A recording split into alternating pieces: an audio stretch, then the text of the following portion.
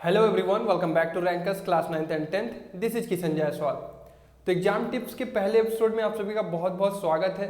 Basically हम लोग exam tips नाम का एक नया सीरीज लॉन्च कर रहे हैं जिसमें आपकी एग्जाम की प्रिपरेशन की जिम्मेदारी अब रैंकर्स टीम की होगी, जहां पर हम आप लोगों को बहुत सारे टिप्स देंगे किस तरह से आपको एग्जाम देना है, किस तरह से उसकी प्रिपरेशन करनी है, क्या कोचिंग की ज़रूरत है आपको, क्या विदाउट कोचिंग भी एवरीथिंग पॉसिबल है।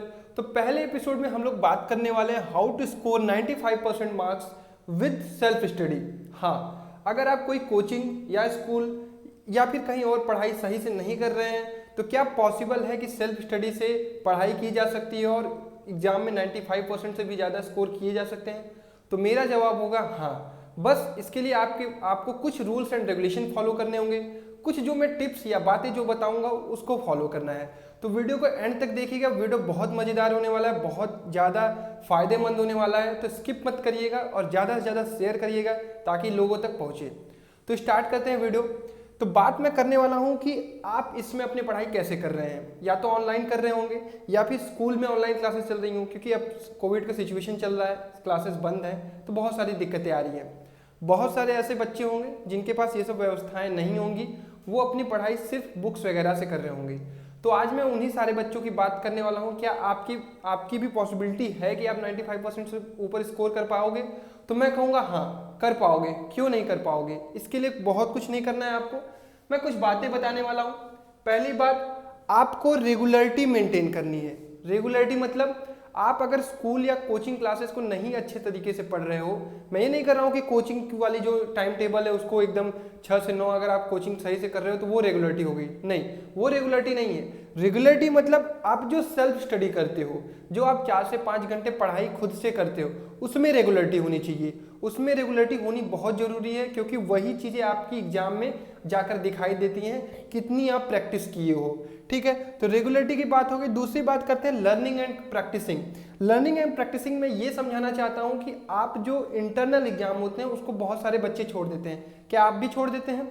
नहीं, उसको नहीं छोड़ना चाहिए, वो बहुत इंपॉर्टेंट होता है। दरअसल जो बीच के मिड टर्म एग्जाम होते हैं, टेस्ट वगैरह होते हैं, वो आपका छोटे छोटे पार्ट में आपका प्रिपरेशन करवाते हैं। बेसिकली आप लोग क्या सोचते हैं कि ये जो टेस्ट है इसमें आपके नंबर नहीं जुड़ेंगे, तो आप उसको एक सीरियस वे में नहीं लेते हैं, लेकिन वो आपकी गलती है।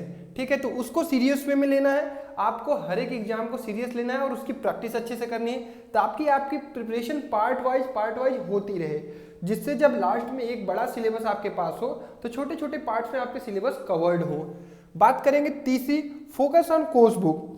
आप लोगों के दिमाग में यही चलता है कि मैं 4-5 किताबें लेके चला हूँ और अच्छे से मेरे पास किताबें होंगी तब मैं सही से पढ़ पाऊंगा। लेकिन मैं एक बात बता दे रहा हूँ, बोर्ड्स के लिए NCERT is best book. NCERT plus आप कोई एक साइड बुक रख सकते हैं, ताकि अगर एनसीईआरटी से आपको चीज़ें न समझ में आए तो आप साइड बुक से उठाकर उसे समझ लें। लेकिन NCERT is best. NCERT plus exemplar अगर आप मैथ्स में लगा लेते हैं, एनसीईआरटी साइंस में पूरा पढ़ लेते हैं, उसके सारे क्वेश्चन जो पीछे दिए हुए हैं वो लगा लेते हैं, तो आपको मैं बता रहा हूँ बोर्ड में एनसीईआरटी से बाहर कुछ नहीं आता है। तो एनसीईआरटी को ही रेफर करेंगे, उसी को प्रेफरेंस देंगे। बाकी आपको बहुत सारी किताबों का ढेर नहीं लगाना है, एक साइड बुक रख लीजिए, ताकि अगर आपको एनसीईआरटी से कोई टॉपिक नहीं समझ में आ रहा है तो वहाँ एलोबरेट करके कायदे से दिया रहेगा, डिटेल्स में दिया रहेगा, वहाँ से आप चीज़ों को समझ सकते हैं। चौथी बात, फॉलो ए टाइम टेबल। उससे पहले मैं आपको एक चीज़ बताना चाहता हूँ, maintain proper notes. Notes is the important की ऑफ योर बोर्ड्स। नोट्स बनाना बहुत ज़रूरी है। अभी आप जिस तरह से पढ़ाई कर रहे हो, अगर आप बुक से पढ़ाई कर रहे हो या फिर किसी क्लासेस को ज्वाइन किए हो, तो आप नोट्स जरूर बनाओ। नोट्स बनाना मेरे भाई बहुत ज़रूरी है, क्योंकि नोट्स इसलिए ज़रूरी मैं बता रहा हूँ क्योंकि जब आप लास्ट के बोर्ड में 1 महीने जब पढ़ेंगे, जब ये लास्ट का 1 महीना आएगा उसमें पढ़ेंगे, रिवाइज करेंगे, तो वहाँ पे आप किताबों से नहीं पढ़ेंगे, किताब खोल के नहीं पढ़ेंगे। आपके पास जो नोट्स होगा उसको आप जल्दी जल्दी पढ़ेंगे, वहीं से रिवाइज करेंगे, तो वो ज़्यादा चीज़ें फ़ायदा करती हैं। अब मैं बात करता हूँ फॉलो ए टाइम टेबल। टाइम टेबल अपनी लाइफ में सबके लिए ज़रूरी है। मेरा भी टाइम टेबल है, कब मुझे वीडियो बनाना है, कब मुझे बच्चों से बात करना है, कब मुझे अपनी क्लासेस लेनी है, कब मुझे अपनी मेंटरिंग करनी है। हर एक चीज़ का एक टाइम टेबल होता है सभी का, तो आपका भी टाइम टेबल होना चाहिए। अगर आप मान लीजिए कोई टाइम टेबल बनाते हैं और 4 दिन तक उसे फॉलो करते हैं और उसके बाद फिर से ढीले पड़ जाते हैं, तो ये आपकी कमी है। आपको टाइम टेबल बनाना है, टाइम टेबल बनाने के साथ साथ उसको फॉलो करना है टिल आपके एग्जाम। ठीक है, बीच में कभी कभी ब्रेकेज होता है, कभी कभी अनकंडीशनल चीज़ें होती है, जैसे फैमिली में किसी को प्रॉब्लम हो गई, कोई शादी पड़ गई, तो वो चीज़ें ठीक है। बट अगर आप लोग 4-5 दिन करके उसको छोड़ देते तो वहाँ पे दिक्कत हो जाती है। तो follow a time table, solve previous exam paper. अब देखिए, अगर आपने पूरी पढ़ाई कर ली, सब कुछ समझ लिया और आपको पेपर का ही आइडिया न रहे तो फिर कैसे आप पेपर में करोगे। तो 10 साल के पिछले सैंपल पेपर आपको लगाने ही लगाने हैं। ये 5 और ये 6वीं पॉइंट, ये तो मोस्ट इंपॉर्टेंट है। मैं बता रहा हूँ, इतना अगर आप सही से कर गए ना तो उसके बाद आपको इससे कोई नहीं रोक सकता है। ठीक है, तो आपको प्रीवियस ईयर के क्वेश्चन पेपर जरूर लगाने हैं। 10 साल के सैंपल पेपर की किताबें अलग अलग आती हैं, उसको खरीद लीजिए और वहाँ से प्रैक्टिस करिए। आपको पता होना चाहिए कि क्या एग्जाम में पूछा जाता है। अगर मैंने इस चैप्टर को कंप्लीट कर लिया तो आपको यही नहीं पता रहेगा कि इस चैप्टर से क्वेश्चंस क्या आते हैं, उसके आंसर कैसे लिखे जाते हैं, तो फिर आप एग्जाम में कैसे बढ़िया करोगे। तो इसलिए प्रीवियस ईयर के क्वेश्चन लगाना मोस्ट इंपॉर्टेंट है।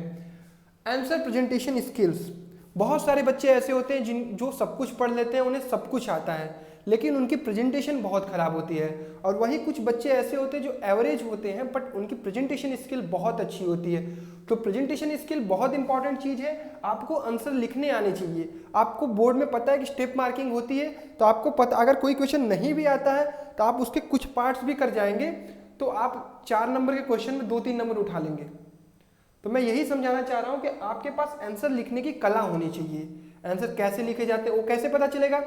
आप कुछ किताबें आती हैं जहाँ पे प्रीवियस ईयर के क्वेश्चन पेपर सॉल्व होते हैं, उनमें प्रॉपरली आंसर लिखे रहते हैं। जैसे 1 मार्क्स के क्वेश्चन या 2 मार्क्स के क्वेश्चन में कहानी नहीं लिखी जाती है, 1 मार्क्स के क्वेश्चन में या 2 मार्क्स के क्वेश्चन में टू द पॉइंट चीज़ें लिखी जाती हैं, आप कहानी लिख के आते हैं।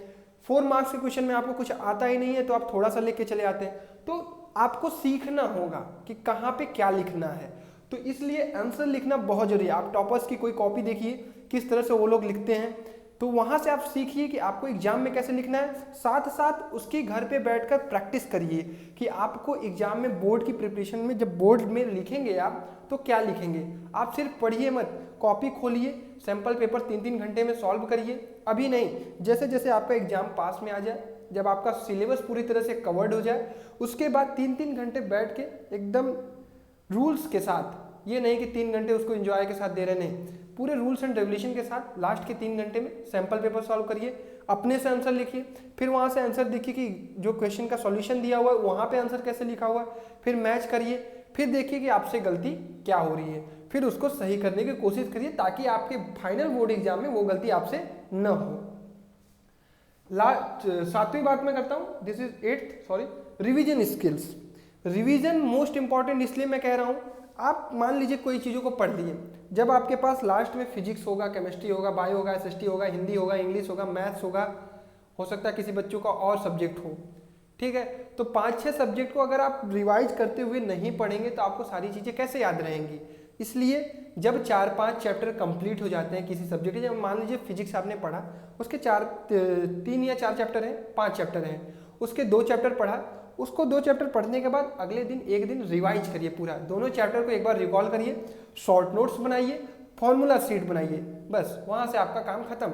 रिवाइज हो गया, एक बार शॉर्ट नोट्स बन गया, अगली बार फिर से जब रिवाइज करने आएंगे उसी शॉर्ट नोट्स को पढ़िएगा, सारी चीज़ें याद आ जाएंगी। और शॉर्ट नोट्स बनाते वक्त एक चीज़ याद रखिएगा, शॉर्ट नोट्स जैसे ही चैप्टर खत्म हो तुरंत नहीं बनाना है, 2 या 3 चैप्टर कंप्लीट करने के बाद फिर से रिवाइज करना है और तब शॉर्ट नोट्स बनाना है, ताकि शॉर्ट नोट्स शॉर्ट्स हो, एकदम छोटा हो, क्योंकि अगर आप तुरंत बनाते हैं तो शॉर्ट नोट्स आपका बहुत बड़ा हो जाता है। ठीक है, अब बात करता हूँ study different subject in a day.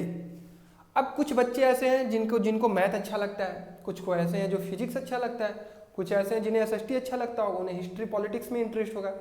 But this is board exam, आपको सारे सब्जेक्ट के पेपर देने हैं और 95% स्कोर करने के लिए आपको सारे एग्जाम में अच्छा स्कोर करना होगा। आपको पर डे की शेड्यूलिंग कैसे करनी है, इस तरह से कि 2-3 सब्जेक्ट आपका पर डे आए, वीक में आपके सारे सब्जेक्ट कंप्लीट हो और पर डे 2 या 3 सब्जेक्ट तो आप पढ़े ही पढ़ें। क्यों? क्योंकि अगर आप एक सब्जेक्ट आपका अच्छा है, प्रॉपर उसको पढ़ रहे हैं, पर डे पढ़ेंगे, ठीक है, आप बहुत अच्छा करते हैं मैथ्स, आप दिन भर पढ़िए, but this is your board exam, आपको सारे सब्जेक्ट पढ़ने हैं ताकि आपका इंटरेस्ट भी बना रहे, आप बोर ना हो जाए। इसी मैथ को पढ़ते पढ़ते बोर हो जाएंगे, बाकी सब्जेक्ट को आप टाइम नहीं दे पाएंगे। तो इसलिए डे की शेड्यूलिंग ऐसी करनी है आपको कि प्रॉपर सब चीज़ों को टाइम मिले। ठीक, ईट एंड रेस्ट वेल। आपको अच्छा खाना खाना है जिससे आपका पेट भारी ना हो, आपको बहुत ज़्यादा नींद ना लगे, हल्का भोजन करना है और बाहर की चीज़ें कम खानी है आपको, ताकि आपका स्वास्थ्य सही रहे, हेल्थ मेंटेन रहे। You know this is COVID situation, so you have to maintain your health most importantly. ठीक है, और उसके बाद करते हैं 6 से 8 घंटे आपको आराम से सोना चाहिए।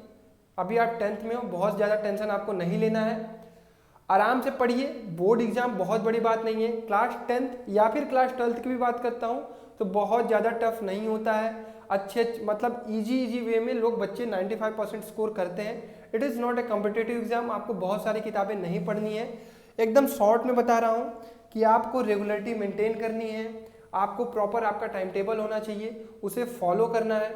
डे का शेड्यूल ऐसा होना चाहिए कि आपके सारे सब्जेक्ट आएँ, खाना पीना आराम से है, सोना भी प्रॉपर है ताकि आपको नींद बहुत ज़्यादा ना लगे।